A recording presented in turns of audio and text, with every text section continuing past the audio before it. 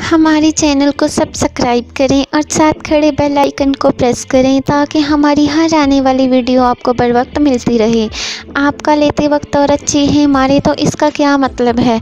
जब शादी के बाद लड़की पहली बार जिनसी ताल्लुकात करे तो अक्सर लड़कियां चीखें मारती हैं और मुख्तलिफ आवाज़ें निकालती हैं, बस कर जाओ, दर्द हो रहा है वगैरह। और अगर आपका नफ्स ज़्यादा मोटा और बड़ा है तो इससे भी इन्हें तकलीफ़ होती है और चीखें मारती हैं। इसके बाद वो आहिस्ता आहिस्ता पुरसकून हो जाती हैं और फिर बच्चे भी हो जाते हैं तो वो और खामोशी से लेती हैं। हर लड़की से एक नया तजुर्बा होता है और आपको इसे जहन में रख कर सेक्स करना चाहिए। हर औरत अलग होती है।